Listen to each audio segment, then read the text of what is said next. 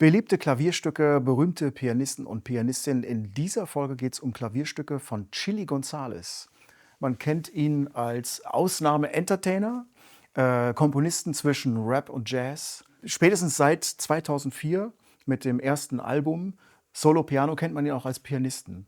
Und das ging auch ziemlich steil, dieses Album, und ist eigentlich so der Vorreiter der Neoklassik, wenn man das jetzt irgendwo eintüten möchte. Ja. Also ich muss für mich sagen, ich spiele seine Stücke unheimlich gern und finde, das sind tolle Klavierstücke, die man immer wieder neu spielen kann, neu entdecken kann. Und ich bin gespannt, was du als Klavierlehrer zu Chilly González sagst. Ja, ich finde es cool. Ich habe ihn neulich gesehen in der Alten Oper in Frankfurt und war begeistert und finde es genauso wie du. Die Stücke sind irgendwie interessant. Sie bieten irgendwie interessante Einblicke, auch so von der Klaviertechnik, aber sind trotzdem auch für ja, Hobbyspieler noch irgendwie umsetzbar. Und ja, deswegen wollen wir uns das heute ein bisschen anschauen. Ja. Ja, das genau, da bin ich ganz gespannt, was ich jetzt von dir auch lernen kann. Wir sind ja drauf gekommen, eigentlich durch den Test dieses Nord Piano 5. Da hast du ein Thema angespielt, das war mir auch noch gar nicht so richtig bekannt. Ich hatte es schon mal gehört, aber was kannst du es noch mal spielen? Ja, ich spiele es nochmal an.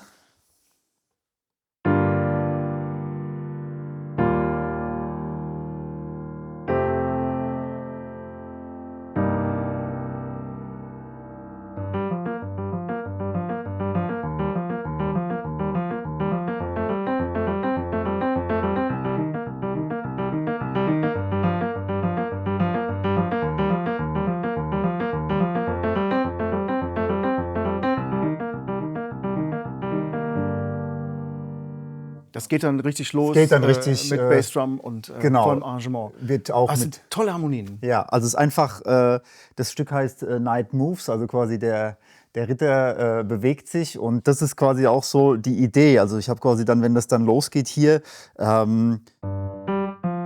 also ich wechsle quasi die Hände ab. Ich spiele links, rechts und wenn du das siehst auf Noten, ist alles quasi mehr oder weniger. Ja, es ist so eine komische Bewegung. Genau, Ne? ja. Und du denkst erstmal so, okay, was soll das? Und wenn du es auf Noten siehst, verstehst du es nicht, aber wenn du es dann.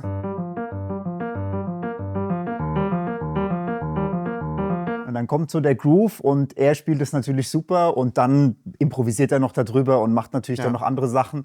Und ich finde einfach cool, wenn so kleine Geschichten erzählt werden in den Liedern. Und dafür ist er, finde ich, so der das am besten kann irgendwie Ja, aktuell absolut, so. Ja. absolut. Es gibt ja inzwischen 3 Alben sogar, Piano Solo 1 bis 3. Und dazu gibt es auch jeweils Noten. Also Ja. die möchte ich auch total empfehlen. Das sind 3 Notenhefte.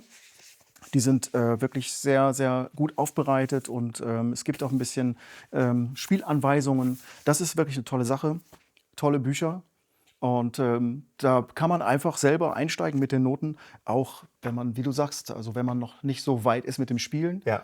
Es reicht ja, wenn man schon mit dem Thema anfängt. Also Genau. wir können ja ein paar anspielen und dann mal gucken, wie weit man da, wie man damit weiterkommt. Ja. Ja, vielleicht kannst du ja mal eins deiner Lieblingslieder mal vorspielen.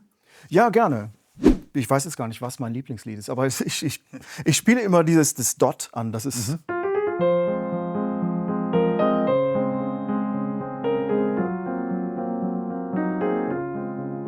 Das ist auch sehr leicht zu spielen und hat tolle Harmonien. Also es ist sehr simpel.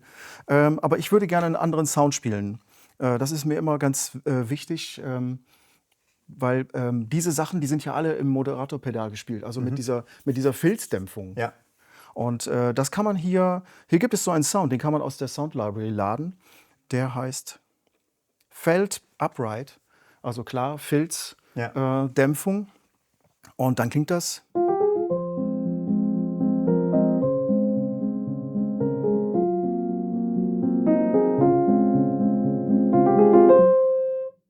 Also der Sound ist schon mal sehr weich und Klingt cool, das ja. ganze Album, Piano Solo 1, klingt ja so. Ja, das stimmt, ja. Und ja, das ist auch eine ganz andere Herangehensweise. Man spielt das total anders. Also es kommt viel besser rüber und natürlich viel authentischer und der Sound ist natürlich auch der Wahnsinn, ne, jetzt hier. Also Ja, so. also auch in dem zweiten Teil, wenn es dann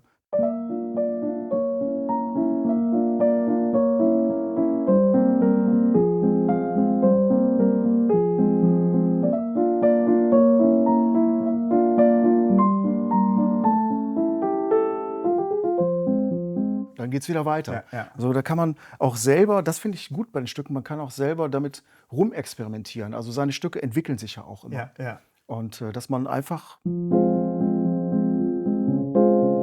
den Harmonien was macht. Das ist das eine, dass die Harmonien eigentlich, sie sind nicht schwierig zu spielen, trotzdem aber bieten sie genug Möglichkeit für eine Variation, aber auch eine Improvisation. Und du hast quasi alles in einem Stück. Und auch in diesem weiteren Teil, den du dann gespielt hast, in diesem Mittelteil, wird auch wieder so eine kleine Geschichte erzählt. Und es ist dann nicht so wie bei anderen Liedern oder bei anderen Künstlern, wo es dann so, ja, es gibt halt eine Bridge oder einen Mittelteil, der okay ist, sondern es gibt so Feinheiten, die aber trotzdem nicht schwer zu spielen sind. Und das macht es total individuell. Und es macht immer wieder Spaß, es zu spielen. Es ist nicht so, dass man nach 100 Mal spielen sagt, oh, ist jetzt langweilig, sondern es bleibt stimmt. spannend. Und das Ja. kenne ich nicht so viele aktuelle Komponisten der letzten 20, 30 Jahre, bei denen das so ist. Ja? Finde ich also echt toll. Ich wäre auch echt vorsichtig, es total einfach zu nennen. Ja, Das ist, das stimmt, ja. das ist schon wirklich sehr ausgecheckt. Also gerade eben, weil die Harmonien so einfach sind. Man kann es ja wirklich, es ist sehr zugänglich. Aber wenn man dann damit weitermacht, dann merkt man, das ist schon sehr austariert. Das ist wirklich toll gemacht. Ja. Also man muss es sich schon angucken. War jetzt nicht quasi leicht im Sinne von Ja, ja, leicht, sondern ja, ja. es ist keine jetzt hochanspruchsvolle Klassik, wo man wirklich monatelang üben muss, aber man muss sich damit beschäftigen. Aber wenn man den Zugang dann hat, dann kriegt man eine neue Welt irgendwie, Ja, total. die einem da quasi geöffnet wird. Dann macht ja? es voll Bock. Ja. Also es gibt ja auch das ist auch super einfach.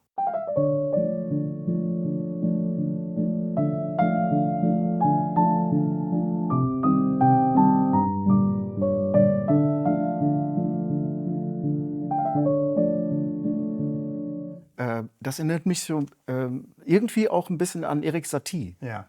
Also ich finde den Vergleich auch, das wird schnell gesagt, ja, Chili González ist so die Verlängerung von Erik Satie. Das finde ich wirklich schwierig auch, weil das sind ja ganz unterschiedliche Zeiten. Also Chili González ist wunderschöne Klavierpopmusik, die aber vielleicht Referenzen hat an Erik Satie. Und ich finde, es ist da auch diese Einfachheit der Stücke.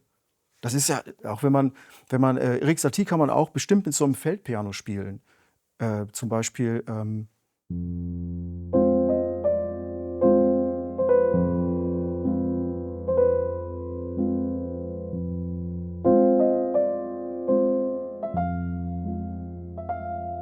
also das ist auch so ein Modus, der da aufgeht. Das ist schon so ein emotionaler Raum. Ja, ich hätte jetzt auch gesagt, die Gnossienne von Erik Satie ist vergleichbar mit dem Chili-Stück, was du gerade gespielt hattest. Ja, das ist ein ähnlicher Style. Man müsste mit Chili mal reden und fragen, Ja, das wäre interessant. ob er da inspiriert ist. Aber die Parallele ist da. Also definitiv kann man das miteinander vergleichen. Ja. Das ist wirklich interessant.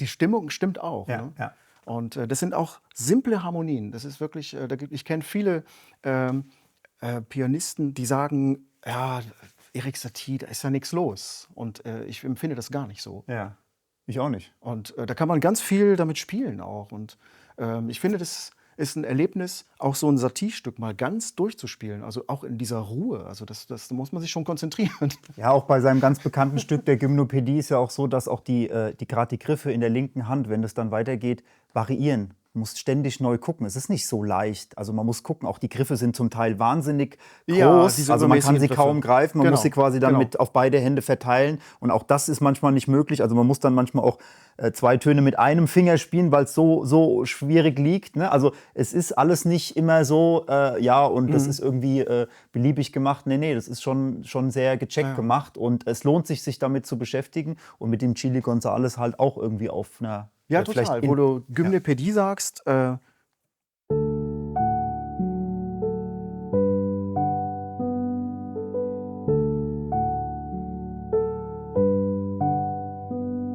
es ist auch Chili González. Ja, jetzt spielen wir ja die ganze Zeit auch mit diesem dumpfen Klavierklang. Also zum Glück kann man den auch ein bisschen heller stellen. Also hier gibt es so diese Timbre-Einstellungen.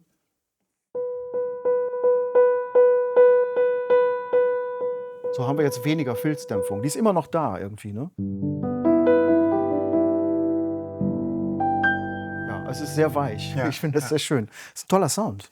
Sehr gut, ja. Ja, dann würde ich gerne noch ein drittes Stück zeigen, das ich auch ganz schön finde, wo man vielleicht sehen kann, wie er mit den Elementen spielt. Das finde ich total interessant. Also da kann man das ganz gut sehen. Das ist auf dem zweiten Album, jetzt habe ich den Titel sogar vergessen, wie heißt der? Das ist Rideau Linéaire. Und das ist dann auch ein bisschen leichter gespielt irgendwie.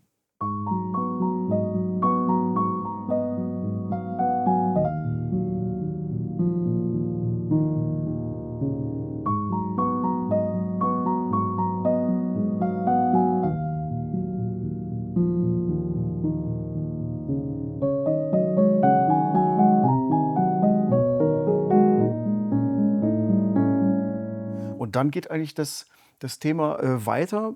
Da wird es wieder variiert.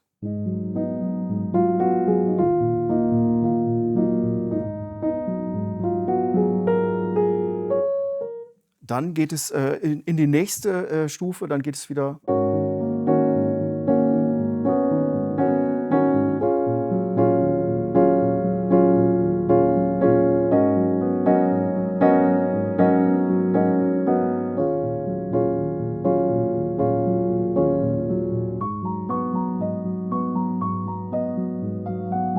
Und dann wieder in das Thema. Ja. Das erinnert mich übrigens an Mancini ein bisschen. Ja.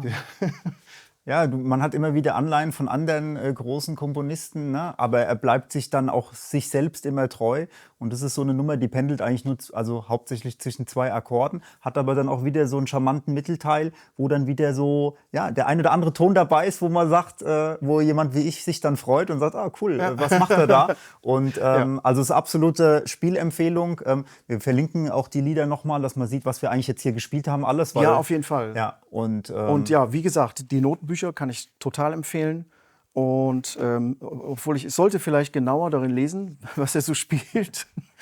Aber ich improvisiere halt so gern mit den Stücken. Ja, und gut, was wirklich toll auch ist, das ist die Reintroduktion Etude. Da sind Klavierübungen drin und die klingen eben auch ganz toll nach Klavierpopmusik. Also es klingt harmonisch interessanter als so diese klassischen Etüden, die man spielt. Das macht Spaß. Und ist auch nicht zu schwierig, also nicht etüdenmäßig, wo man sagt, okay, Nee. Czerny-mäßig, wo irgendwie wirklich schwer ist, sondern kann man gut spielen, klingt gut Ja. und also sollte man sich auf jeden Fall auch mal anschauen. Ja, ist auch mit einer CD, da kann man sich das schon anhören, wie es klingen soll. Und ja, das ist eine absolute Empfehlung. Chili González, tolle Musik, die man am Klavier entdecken kann, um selber zu improvisieren und einfach tolle Stücke zu spielen.